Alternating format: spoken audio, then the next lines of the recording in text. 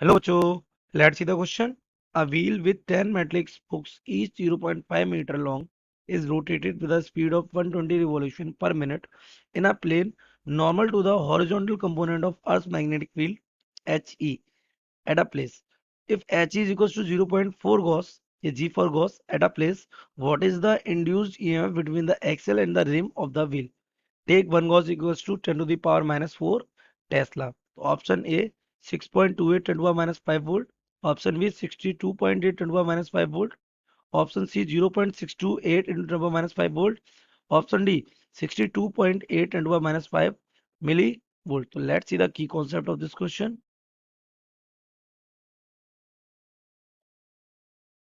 The key concept of this question is beta कि when wheel rotates है ना, तो ये सेंटर से ये स्पोक्स है इसमें.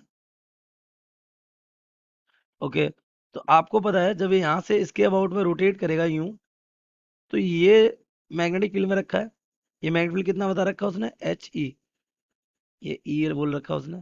तो एच ई में रखा हुआ है. तो जब ये घूमेगा तो ये रॉड्स मैग्नेटिक फील्ड में क्या कर रही हैं? रोटेशन कर रहे हैं. तो when a rod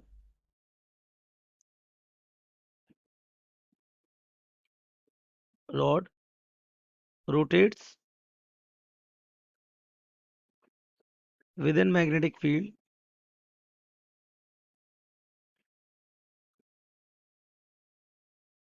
perpendicular to it, उसके परपेंडिकुलर रोटेट करती है, तो induced EMF is produced.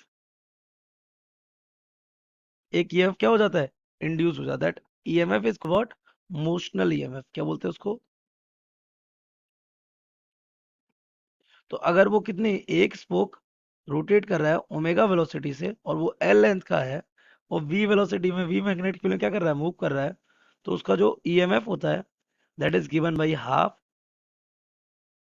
We omega L square. This is the induced EMF. तो हमें क्रेडेंशियल्स गिवन है. सबसे पहले हमें गिवन है बी. बी कितना है हमारा? 10 to the power, sorry 0.4 gauss. ये हो जाएगा 0.4 गॉस.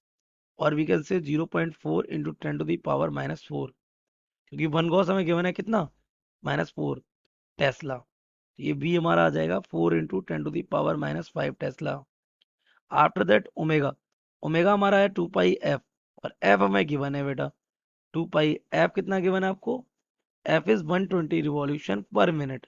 तो आपको यहाँ में देखते हैं, यहाँ पे एफ गिवन है 120 रिवॉल्यूशन पर मिनट. तो ये हमारा हो जाएगा 120 अपॉन 60 हो जाएगा. ये हो जाएगा रिवॉल्यूशन पर सेकेंड. ये कट जाएगा, कितना टाइम जाएगा? 2. फ्रीक्वेंसी कितना आ गया? 2 रिवॉल्यूशन पर सेकेंड. तो ये हो जाएगी 2. तो ओमेगा हमारा आ जाएगा कितना? 4 पाई रेडियन पर सेकेंड. और जो आपकी लेंथ है वो लेंथ कितनी है? ये 0.5 मीटर लॉन्ग. तो ये लेंथ हमारी कितनी है? 0.5 मीटर. तो अगर आप इंड्यूस्ड ईएमएफ निकालेंगे तो induced EMF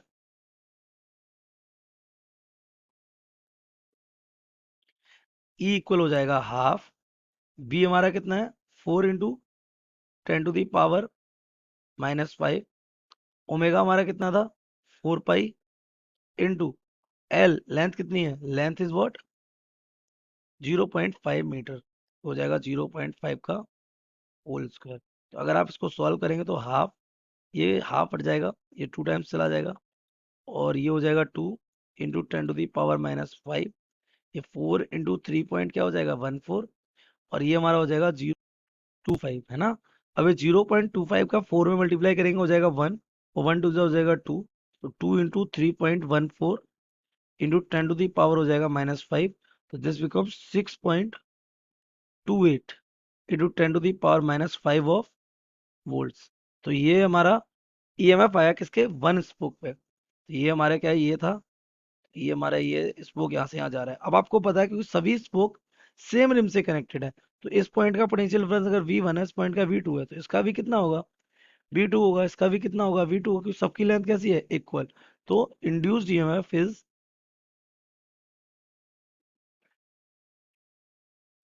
independent of number of spokes, spokes के नंबर पे कैसा होगा, इंडिपेंडेंट। तो अगर हम ऑप्शन चेक करें, it will be 6.28 into 10 to the power -5 of volt. तो option A will be correct, correct option A. I hope you have understood it well. Best of luck.